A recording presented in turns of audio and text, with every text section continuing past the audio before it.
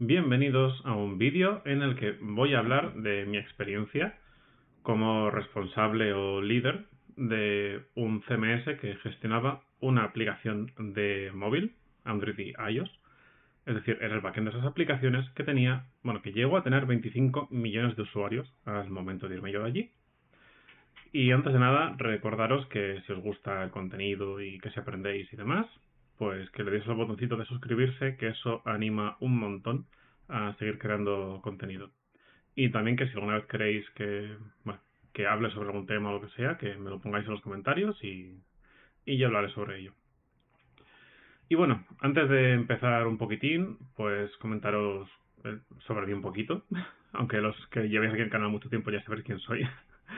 Pero bueno, me llamo Borja Vicente Céspedes, soy un especialista en Drupal, que es un CMS de PHP.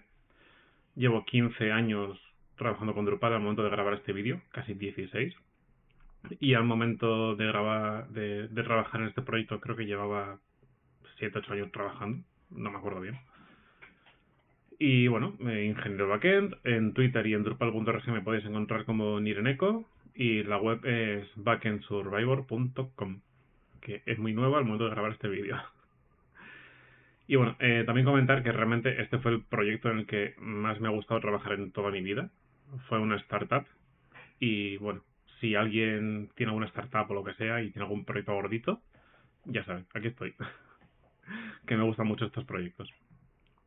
Y bueno, un poquito el contexto. Era el backend de una aplicación móvil, que era una aplicación de Android, iOS y además también había una versión web. El backend era un Drupal headless, del que yo era el responsable y líder. O sea, por encima mío estaba el CTO, nadie más. Luego había Node.js, que actuaba como una API para dar diferentes tipos de servicios.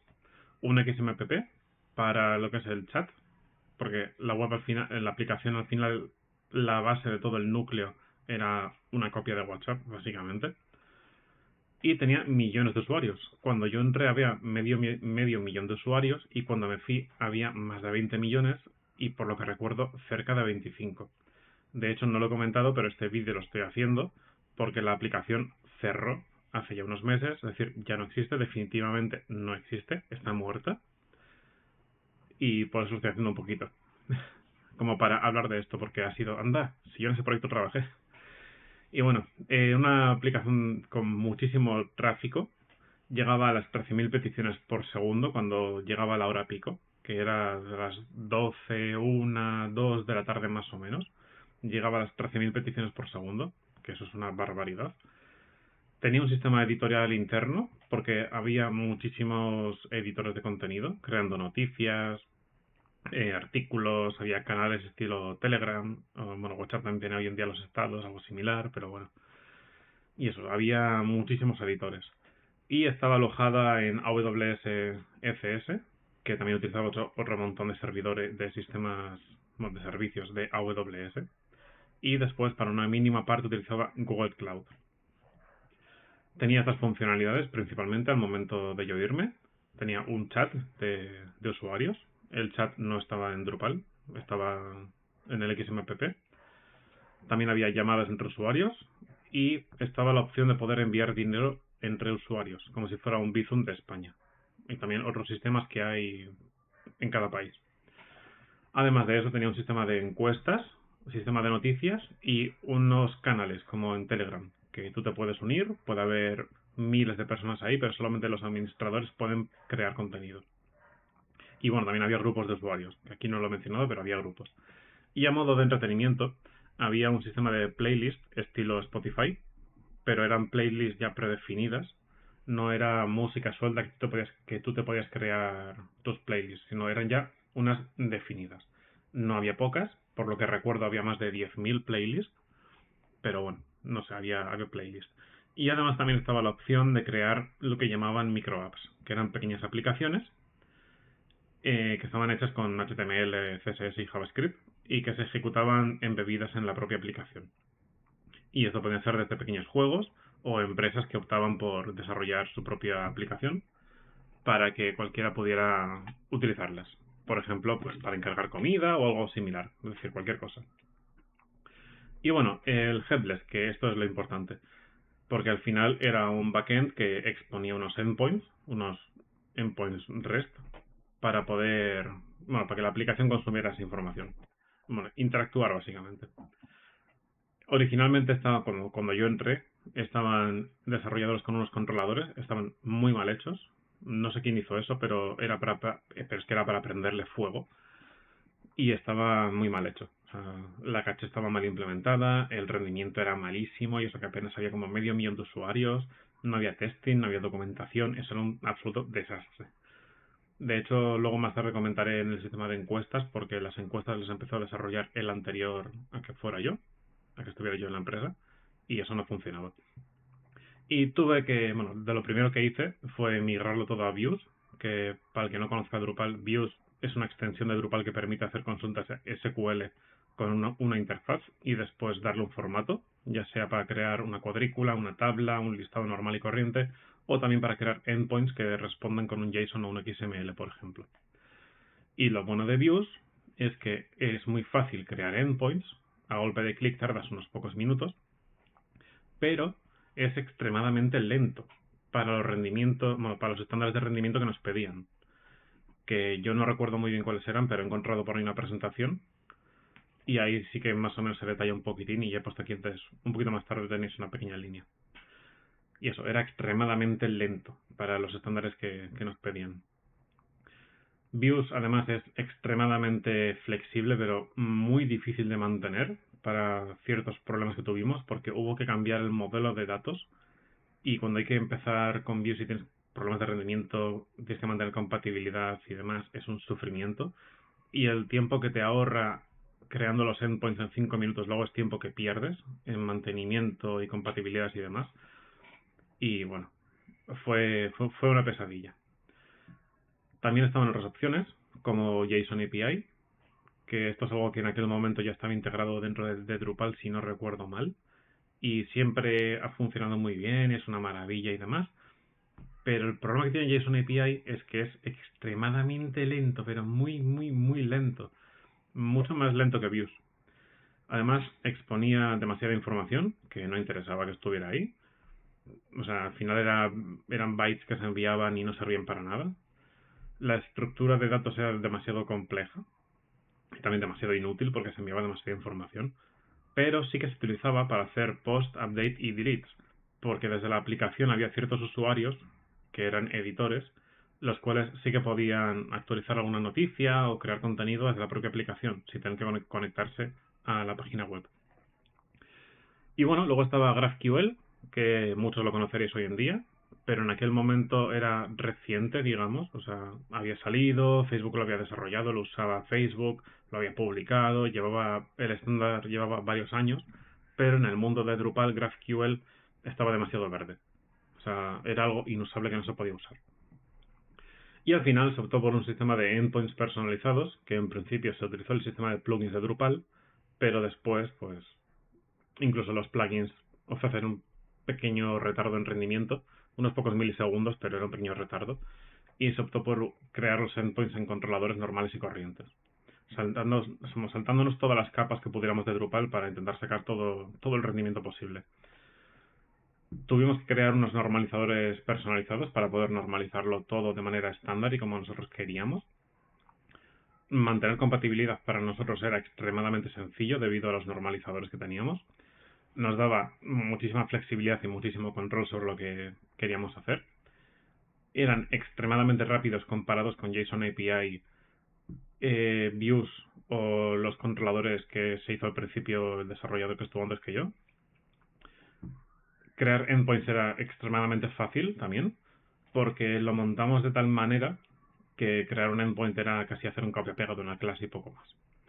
Y también era muy fácil de testear y documentar porque al final, tal como se montó, era algo extremadamente sencillo y no hace falta estar documentando constantemente. Y lo que se hizo fue algo de este estilo. Se creó una clase que era el endpoint base, que tenía 4 cosas. O sea, no recuerdo exactamente ni tampoco tengo código, así que no os lo puedo enseñar. Tampoco creo que fuera legal, o sea, no voy a hacerlo en caso que lo tuviera. Pero había un endpoint base y luego había, pues, para los contenidos o los nodos, otra clase base. Y para las taxonomías, usuarios y demás había otras clases.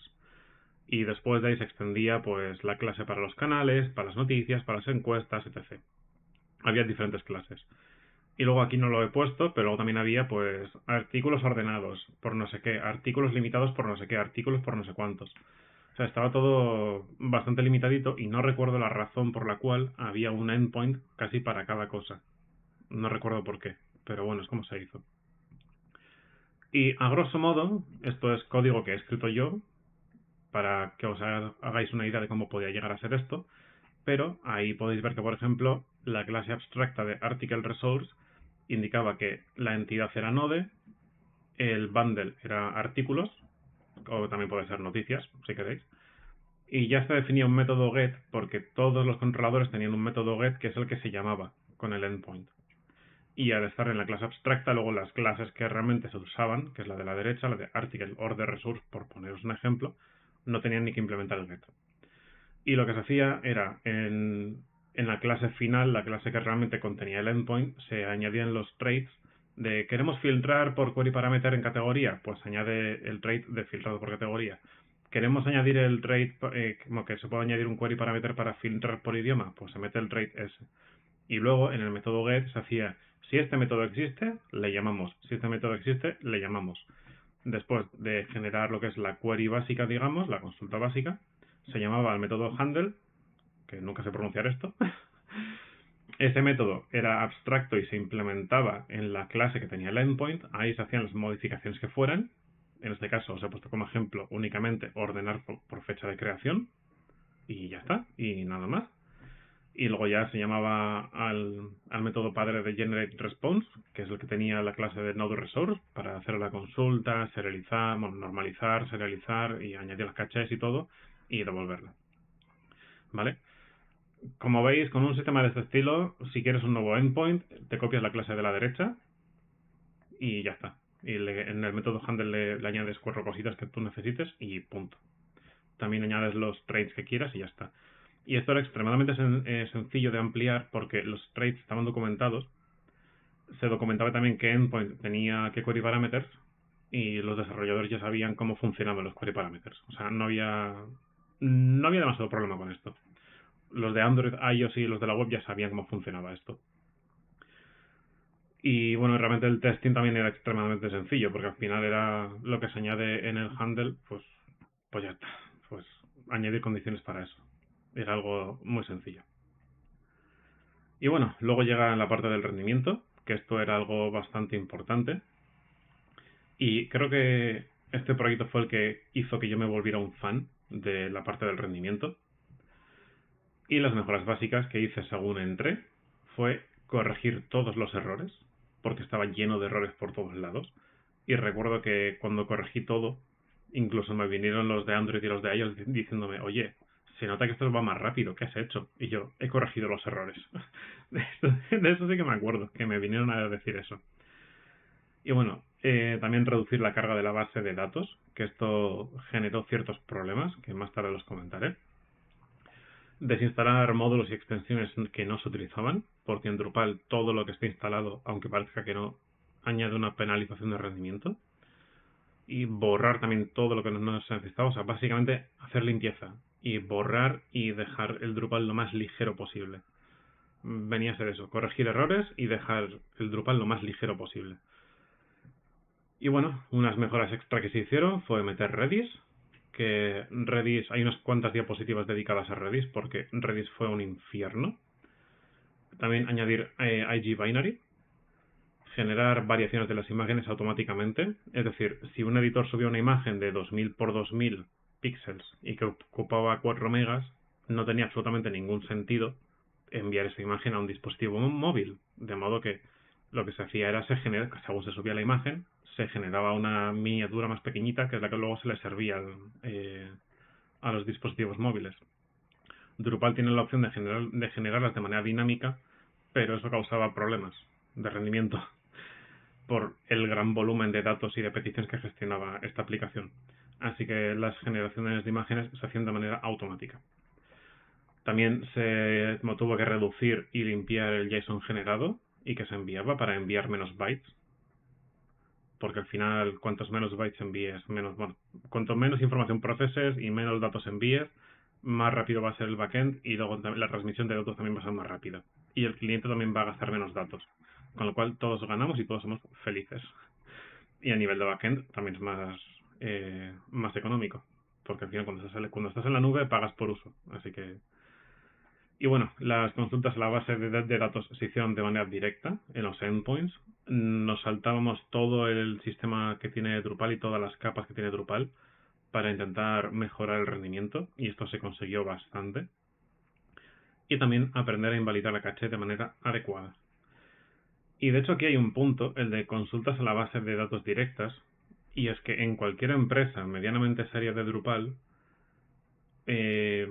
siempre se dice que hay que seguir los estándares y que hay que hacerlo todo muy bien y demás, y que sí, y tienen razón.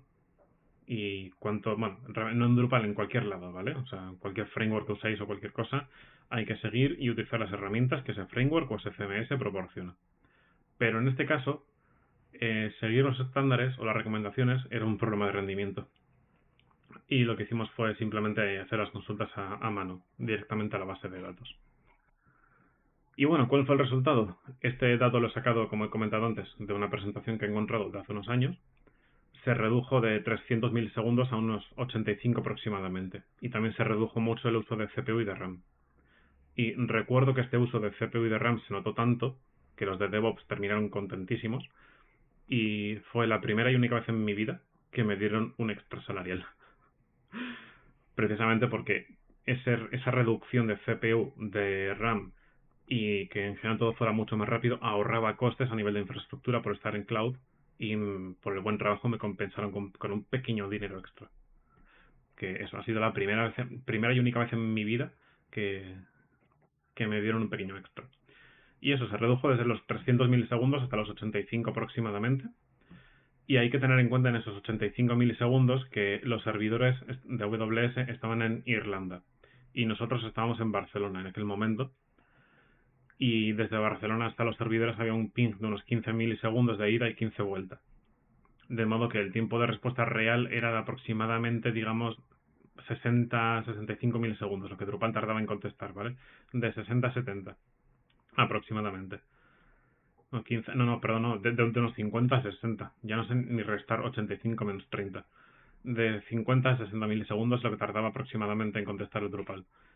Que intentad vosotros conseguir que un Drupal conteste en 50 a 60 milisegundos y vais a ver que es prácticamente imposible. Y bueno, problemas que tuvimos. La caché. Drupal tiene un sistema de caché permanente que sobre el papel, y diría que en el 99% de los sitios, es una maravilla y funciona muy bien. Pero aquí nos daba problemas de rendimiento constantes. ¿Por qué? Porque cuando tú tienes un endpoint que se vacía con una estrategia basada en tags, de que la caché sea permanente y se invalide en base a una tag, es decir, si yo tengo un endpoint que muestra artículos y me creo un nuevo artículo, como ese nuevo artículo tiene que añadirse a ese endpoint, entonces lo que se hace es invalidar en base a las cachés que tengan una tag relacionada con artículos. ¿Qué provocaba eso? Que cada vez que un editor creaba un nuevo artículo, por ejemplo, una nueva noticia, o editaba una nueva noticia, o se borraba una nueva noticia, o pasaba algo con una nueva noticia, los endpoints relacionados con las noticias limpiaban la caché. Y eso provocaba que el Drupal se sobrecargara constantemente, porque tenía que estar regenerando la caché de endpoints que realmente no había ninguna urgencia por regenerarla. Y eso era un problema real. Y eso provocó que los endpoints, aunque en esencia eran rápidos, se volvieran lentos, porque al final estaban casi más tiempo con la caché invalidada que con la caché activa. Y eso fue un problema y se tuvo que cambiar a que todos los endpoints tuvieran una caché temporal. Y como comentaré ahora, no todos los endpoints, sino que prácticamente todo, porque se metió Redis y sí, la mejora de rendimiento fue notable, de eso me acuerdo. No recuerdo la cantidad, pero recuerdo que fue notable la mejora. O sea, todo el mundo se sorprendió, de eso sí que me acuerdo. Pero llegábamos al límite de memoria constantemente. Y pensad que un Redis al final almacena todo en RAM. La RAM hay que pagarla. Hoy en día es muy caro debido al tema de la IA, pero en aquel entonces tampoco es que fuera algo barato. Y claro, teníamos un uso limitado de la RAM para almacenar lo que es toda la caché, que no recuerdo cuánto eran, no eran 5 gigas ni 10 gigas, eran bastantes gigas más. Pero igualmente tened en cuenta que cuando ya tienes 15, 20 millones de usuarios, más todos los endpoints, más noticias, más búsquedas, más un montón de chorradas, al final, aunque tengas 20 o 30 gigas, se te llenan. O sea, se llenan.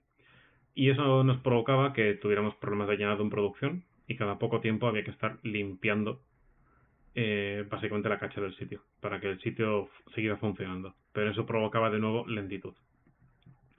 Y básicamente esto es lo que pasaba. Según iba pasando el tiempo, se llenaba y en un momento, antes de que llegara al 100%, había que limpiarlo.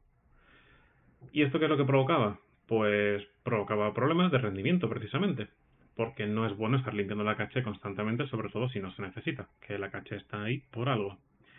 ¿Qué es lo que se me ocurrió?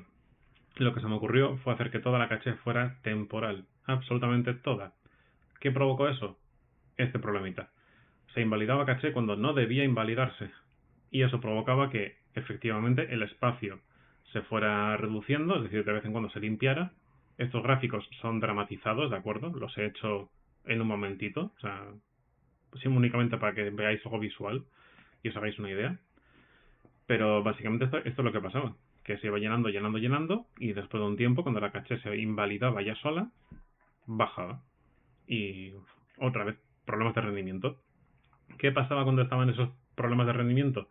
Que había que volver a generar toda la caché, con lo cual durante un tiempo, unos pocos segundos, que creo que no, o sea, tampoco es que sea algo exagerado, pero durante unos segundos, la CPU y la RAM, es decir, la carga de los servidores, aumentaba al 100%, se sobrecargaba todo, la aplicación tardaba muchísimo en contestar, lo cual eso era un problema bastante gordo. Sobre todo cuando tienes, de nuevo, millones de usuarios y miles de peticiones por segundo. Vosotros imaginad lo que es hacer una petición a un endpoint. Ese endpoint te tarda 2 segundos en contestar, tienes 13.000 peticiones por segundo, se te están acumulando ahí pues casi 30.000 peticiones en 2 segundos y se te empieza a sobrecargar todo. Y aunque dure muy poquísimo tiempo, como esto estaba detrás de un load balancer y eso también autoescalaba, pues el sistema de AWS empezaba a escalar, escalar y escalar. Que bueno, eso ya no era responsabilidad mía, eso era responsabilidad de los de DevOps. Pero este problema realmente era mío porque la caché se estaba gestionando de manera incorrecta. Y bueno, ¿qué es lo que se me ocurrió? Dado que toda la caché era temporal, pues lo que se me ocurrió fue que cuando se hacía hit en la caché, es decir, cuando se obtenía la caché, se actualizara el tiempo de vida de la caché en Redis. ¿Qué se consiguió con eso? Esto de aquí. Lo que se consiguió fue que la caché se iba llenando, llenando, llenando, pero cuando la caché ya no se utilizaba, se iba invalidando. De modo que la caché no usada se borraba. Y ya está. Y de esa manera obtenías un gráfico de este estilo. Recuerdo que por la noche más o menos solía bajar un poquito, porque por la noche pues no se usaba la caché, pero durante el resto del tiempo sí que se utilizaba. Y bueno, eso era para el TTL de Redis. Pero bueno, realmente la caché también se invalidaba cada cierto tiempo. No recuerdo si era cada media hora, cada una hora más o menos, la caché de los endpoints que por lo general listaban noticias. Que ahí sí que había que mostrar noticias nuevas cada 30 minutos o cada una hora más o menos. Pero al final lo que se consiguió fue esto. Y esto me lo tuve que sacar de la manga. Lo que yo no sabía era que Redis ya proporcionaba una estrategia de invalidación de caché que hacía precisamente esto, que borraba la caché no usada. De eso me enteré años después. Y esto me lo tuve yo que sacar de la manga. Pero bueno, me siento bastante orgulloso de haber sido capaz de haber sacado esto en su momento. Y bueno, esto luego derivó en otro problema que nunca llegué a confirmar que existía, y es el problema del cache stampede. Que para el que no lo sepa, esto es que cuando se invalida un endpoint y tienes muchísimas peticiones, el sistema escala para poder responder a todo eso, cuando realmente no debería escalar. Simplemente habría que invalidar la caché de una mejor manera. Y bueno, nunca confirmé que esto existiera, pero yo tenía mis sospechas porque cuando eran picos altos de tráfico, igual teníamos, no sé, 100, 120, 150 contenedores, no lo recuerdo bien. Y cuando se invalidaba la caché de un endpoint, el tiempo ese que tardaba en volver a hacer toda la consulta, procesar y demás, igual te tardaba 2 segundos o 3 segunditos, algo así, y eso provocaba que el sistema se sobrecargara un poco y empezara a escalar contenedores. Y eso con un solo endpoint. En alguna que otra ocasión ya sucedió que varios endpoints al mismo tiempo se limpiaban la caché, más o menos, aproximadamente, y eso empezaba a explotar. O sea, eso empezaba a escalar de una manera loca. Y los de DevOps no le daban demasiada importancia, de eso sí que me acuerdo, porque decían que aguantaba. Pero a mí siempre me resultó curioso y yo sabía que esto existía porque yo ya me había leído la documentación de Symfony y precisamente hay un apartado dedicado al Cache Stampede. Y como sabía lo que era, sospeché que podía ser eso, pero bueno, nunca llegué a confirmarlo. Y hablando con los de DevOps antes de irme de la empresa sobre esto, sugirieron que realmente pues se podía solucionar con un varnish o un request cual es thin, que no son más, o un grace mode. No recuerdo cuál de los dos es cuál, pero uno de ellos lo que hace es que cuando Varnish tiene una caché que ya ha expirado, no la elimina de Varnish y deja pasar todas las peticiones hacia el servidor, sino que Redis sigue respondiendo durante un tiempo con caché inválida, pero contacta al servidor y le dice, oye, que mi caché ha expirado, envíame la nueva versión. Y de esa manera, en lugar de dejar pasar pues 13.000 peticiones por segundo, dejaba pasar una, se refrescaba la caché, se la enviaba a Redis y entonces Redis ya empezaba a servir la nueva caché. Y luego la otra opción, que creo que es la que acabo de explicar, creo que es la de Grace Mode. Y la de Request Coalescing, o como se llame esto, creo que esa es la de que si Redis no tiene caché de algo, lo que hace es bloquear todas las peticiones excepto una, la deja pasar al servidor, el servidor le devuelve la caché, Redis almacena la caché y empieza a servirla a todos los clientes. Eso creo que es el Request Coalescing. Pero bueno, vienen a ser maneras de más o menos intentar librarse del caché Stampede. Aunque a mí personalmente me gusta mucho cómo lo hace Symfony, que me parece muy elegante, que utiliza un sistema de invalidación probabilística. Es decir, cuanto más cerca esté la caché de invalidarse, más probabilidades hay de que de manera aleatoria una petición, o sea, a una petición se le diga, oye, que esta caché no existe, vamos a refrescarla. Y entonces un solo usuario, y no miles, tiene que esperar 1 o 2 segunditos a que se regenere la caché, Symfony actualiza la caché y ya la sirve. Y de esa manera nadie se da cuenta de que realmente la caché se ha invalidado y lo que ha hecho Symfony ha sido refrescarla. A mí me parece una manera muy elegante de hacerlo, pero es algo que Drupal no implementa por ningún lado. Y bueno, el mantenimiento. Aquí está, que me ha pasado un momentito. El mantenimiento básico era pues reducir y borrar todo lo que no se utilizara, actualizaciones mensuales, se evitaba añadir parches, que la comunidad de Drupal tiende a usar muchos parches, pero al final cuantos más le metas, más problemas vas a tener a la larga, más difícil va a ser de mantener. Y siempre se intentaba hacer todo, o sea, siempre se intentaba buscar la manera de hacer las cosas sin un parche. También se solía testear lo más utilizado, que básicamente eran los endpoints, que era el núcleo de la aplicación. O sea, cuando se testea algo no hay que testearlo absolutamente todo, no tiene ningún sentido. Lo que hay que hacer es testear lo que es el núcleo de negocio, y en este caso eran los endpoints. También se documentaba todo. Siempre estábamos una versión de Drupal de PHP por detrás. Es decir, si se había lanzado la 7.4, pues cuando se lanzaba la 7.4 nosotros actualizábamos a la 7.3. Cuando se lanzara la versión 8.0, pues nosotros actualizaríamos a la 7.4. Es decir, siempre estábamos una versión por detrás. Las actualizaciones menores siempre se esperaba un tiempecito prudente, como 2 mesecitos más o menos, para asegurarnos de que todo estaba más estable y demás, porque no podemos arriesgarnos a, mira, ha salido una nueva versión menor, vamos a actualizar el mismo día o a los 2 días. No, o sea, no. Y luego también variables de entorno para evitar hardcodear nada por ningún lado. Los deploys se hacían congelando el código cada 2 semanas. Es decir, yo iba desarrollando, bueno, estuve yo solo durante bastantes meses hasta que contrataron a una persona, pero yo iba desarrollando en la rama develop y lo mergeaba todo. Y cuando yo consideraba que estaba ya todo listo y yo ya lo había probado y lo había testeado bien, lo mergeaba a Stage y Stage se quedaba durante 2 semanas congelado el código. Y los de Android y los de iOS desarrollaban sus aplicaciones contra Stage. Y en Stage ya no se mergeaba nada, a no ser que fuera un bug fix que habían encontrado los de Android o los de iOS. Y después de 2 semanas de que ellos estuvieran desarrollando y probando y probando y probando, y se hubieran pulido los bugs que ellos habían encontrado que a mí se me habían pasado, pues entonces ya se desplegaba a producción. Que como bueno, normalmente se hacían 2 despliegues a producción, a no ser que hubiera alguna actualización de seguridad o algún bug crítico que se nos hubiera escapado, pero por lo general eran dos deploys al mes. No se podían hacer 2 deploys el mismo día, siempre había que esperar mínimo 24 horas y solamente se hacían de lunes a miércoles. Lo normal es de lunes a jueves, pero no recuerdo por qué los de DevOps dijeron que de lunes a miércoles, así que ya está. Y además había que sincronizarse con otros equipos. El de Node.js y el de Drupal, o sea, yo no podemos hacer un deploy el mismo día.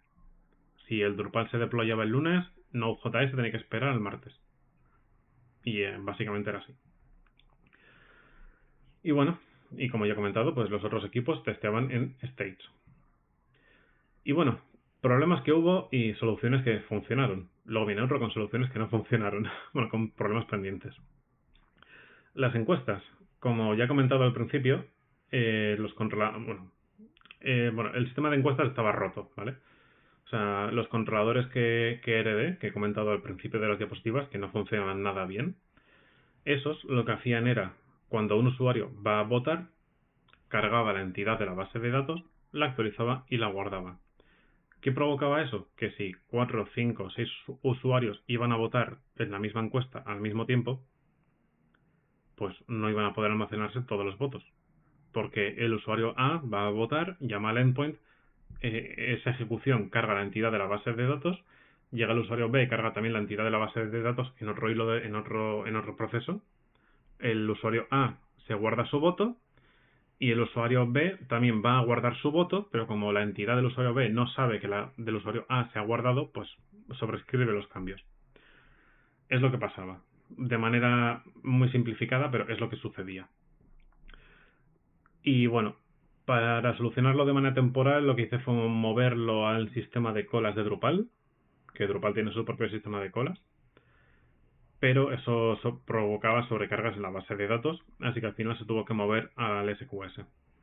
Que lo de moverlo al sistema de colas de Drupal fue algo muy rápido y algo momentáneo para hacer que eso funcionara porque estaba roto. Y la solución de moverlo al SQS fue ya pues después de un tiempecito. Ya de planificarlo bien y todo esto y organizarlo y hacer pruebas de testeo y demás y bueno, se movió al SQS. Que SQS es un sistema de AWS, de Amazon Web Services. Después, las playlists. Esto también fue bastante divertido porque había miles de playlists. No recuerdo cuántas exactamente, pero recuerdo que había mínimo creo que 10.000 o algo así. Y la metadata había que actualizar, la metadata de las playlists había que actualizarla cada 24 horas. ¿A qué se debía esto? A que algunas playlists estaban limitadas y no pueden reproducirse en ciertos países por temas legales. Porque la empresa que proveía este sistema de música no tenía licencias para poder reproducir ciertas canciones en ciertos países. Y eso había que actualizarlo cada 24 horas. ¿Qué es lo que se hizo? Bueno, lo que se hizo fue almacenar esa metadata en la caché. De una manera especial, no directamente en la caché, pero por no entrar en detalles de cómo funciona Drupal, quedaos con que se almacenaba en la caché. Esa caché se le asignaba una tag para poder invalidarla por la noche fácilmente. Y entonces lo que se hacía era por la noche se ejecutaba un cron, invalidaba esa tag en concreto y después buscaba las que más se utilizaban, que no recuerdo si refrescábamos el 15 o el 20% de las más usadas, pero se obtenían, por ejemplo, el 20% de las playlists más usadas y se creaba se añadía al procesamiento en cola para que se pudiera actualizar la caché, la metadata de esas playlists. y las que menos se utilizaban, pues simplemente bajo petición. Es decir, que un usuario quería reproducir una playlist porque la tenía en la caché de su teléfono, pues cuando iba a reproducirla se consultaba Drupal, Drupal consultaba al origen de la música y se refrescaba la caché en ese momento. O sea, no tenía demasiado sentido refrescar de absolutamente todo cada 24 horas. De modo que se hizo de esa manera también para aliviar un poquito todo el tráfico. Porque el sistema de colas para actualizar esto de las playlists no era lo único que se ejecutaba en base a colas. Recordad que lo de las encuestas también originalmente funcionaba con colas. Bueno, originalmente lo movía el sistema de colas. Pero no eran solamente estas dos cosas, había más. De modo que no podemos sobrecargar ese sistema. Y bueno, se tuvo que hacer también una migración multimedia del sistema antiguo que tenía Drupal de gestión de imágenes y archivos al sistema multimedia que tenía, bueno, que sigue teniendo, que no sé por qué quien montó ese proyecto o no sabe que esto existía o no sé por qué razón, pero no lo hizo. De hecho, esto fue lo que nos provocó muchos problemas de compatibilidad con los endpoints de views. Esto fue una absoluta pesadilla. Y había que hacer una migración y no recuerdo la cantidad exacta, pero creo que eran como 200.000 multimedias, que migrar esto en producción sin parar producción fue algo extremadamente divertido. O sea, recuerdo estar desarrollando la migración, que se hizo a mano, no con el sistema de migraciones que tiene Drupal, sino que esto se hizo a mano. Y recuerdo estar desarrollando la migración y contando la cantidad de consultas SQL que se hacían. Porque al final, si tenía 4 o 5 consultas SQL de más para hacer la migración, si había que actualizar pues 200.000 multimedias, pues multiplicas 4 o 5 consultas SQL por 200.000, ya te van a más de 1 millón de consultas SQL posiblemente, por poner números así aleatorios, ¿eh? Tampoco estoy aquí haciendo peso, calculad 1 millón de consultas SQL extra, el tiempo extra que eso consume, los recursos que consumen, invalidaciones de caché y problemas y problemas y problemas. Y recuerdo que en la migración multimedia se montó un entorno aparte, además del de desarrollo, stage y producción, se montó un entorno aparte y cada vez que yo sacaba una nueva versión de la migración, digamos, se probaba en ese entorno. Los de DevOps medían el rendimiento, a ver si podía afectar demasiado a producción o no, o sea, le hacían también unos benchmarks. De hecho, antes no lo he dicho en los deploys, pero cada vez que se hacía un deploy, los de DevOps también medían el rendimiento de la CPU y de la RAM con benchmarks para ver si se empeoraba o había alguna regresión o algo de rendimiento, y si había alguna regresión, eso no se podía deployar. Que prácticamente siempre, o sea, creo que recordar que que nunca se canceló ningún deployment por eso. Pero bueno, lo que íbamos, que eso, que esto se montó un entorno aparte para testearlo. Y el día en que se fue a hacer la migración en producción, se hizo un deploy a la madrugada, que también recuerdo que me levanté, no sé si a las 5 o 6 de la mañana, me conecté a una meeting con alguien de DevOps y simplemente era la meeting, el tío compartió la pantalla, ejecutó la migración y nos quedamos los dos mirando la pantalla de noche, a las 5 o 6 de la mañana. Y no sé si terminó a las 7, 8 horas o así, bueno, 6, 7, 8 horas, realmente ni terminó, sino que se paró. Se paró cuando faltaban, no sé, 5.000 elementos o algo así, no sé, se paró. También era porque lo más antiguo no se consumía, simplemente era lo más nuevo. Había un límite en la cantidad de ítems que se podían visitar, en la cantidad de páginas que se podían acceder. Y bueno, problemas no resueltos. Había una importación desde RSS que estaba sobrecargada. Había que migrarlo absolutamente todo al SQS, no solamente el sistema de votos. Había que configurar la réplica de la base de datos. Se propuso rehacerlo todo con un framework, que esto se empezó. Se trabajó un mes y pico, pero bueno, se quedó parado. De hecho, hay un pantallazo que os voy a poner al final, que lo he encontrado en la presentación antigua. También se propuso el hecho de dejar Drupal como un sistema de formularios únicamente e indexarlo todo en un Elasticsearch o algo similar, y con un framework hacer consultas al Elasticsearch o al sistema de indexado y ya está. De esa manera nos librábamos de todos los problemas que Drupal nos generaba. Adicionalmente estaba el problema del cache stampede, que como he dicho antes nunca llegué a confirmarlo. Siempre sospeché que estaba ahí, pero nunca lo confirmé. documentar OpenAPI y Swagger. Por cierto, lo que he comentado antes del Cache Stampede con Varnish, lo hablé con los de DevOps antes de irme, pero nunca supe si ellos llegaron a aplicarlo o no. Eso no llegué a saberlo.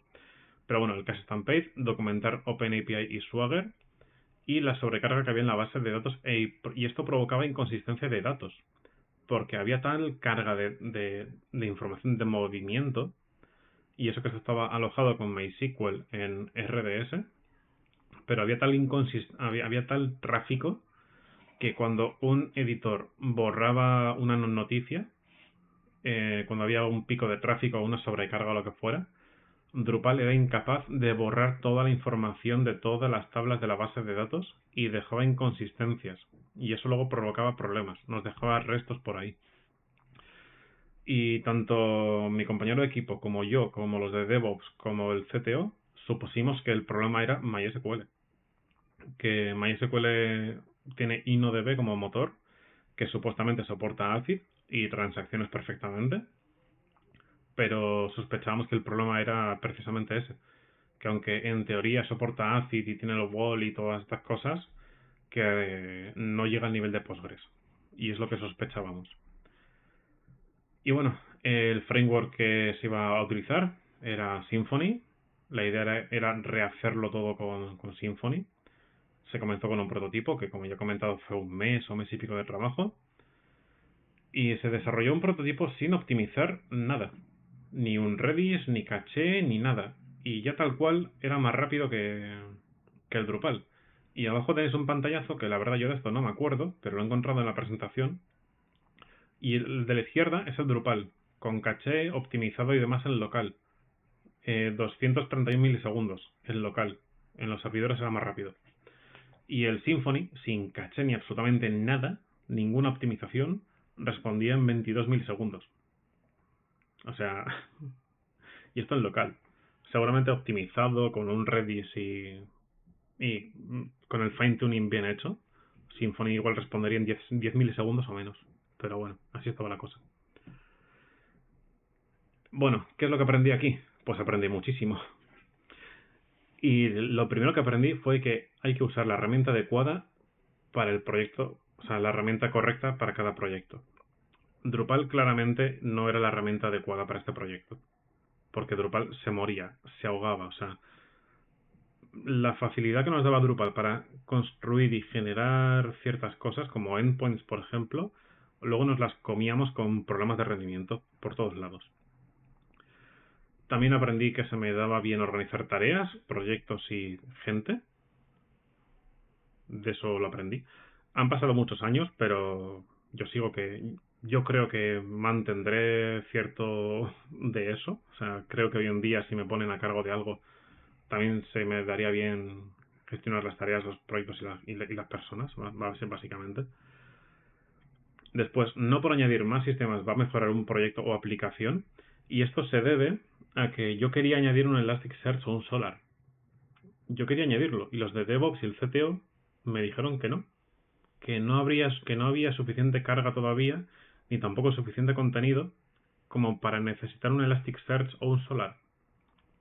Y es que había, si no recuerdo mal, lo tengo apuntado por el final, pero creo que había como 100.000 noticias, artículos, encuestas y demás, había como 100.000 más o menos, y 200.000 multimedias aproximadamente. Y me dijeron que aún no eran suficientes como para requerir un Elasticsearch. Y yo luego me he encontrado sitios con 10.000 contenidos o incluso con 1.000 contenidos o menos que lo tienen todo indexado en Elasticsearch porque dicen que eso va más rápido. Lo cual, desde mi punto de vista, no es cierto. Pero bueno, y yo lo que aprendí en este proyecto con los de DevOps, o sea, hasta ahora no ha habido nadie que me haya demostrado lo contrario a lo que los de DevOps me enseñaron aquí. Y por mucho que me vengan a decir que es mucho mejor cuantas más cosas metas, mejor. Una mierda. No. O sea, la mejor pieza de software es la que no está.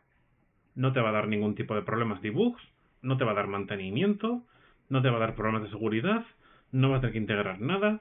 O sea, cuanto más pequeñito sea y cuantos menos sistemas haya, mejor. Si la base de datos puede hacerlo, la base de datos lo tiene que hacer y lo va a hacer. Si la base de datos se empieza a sobrecargar, entonces sí.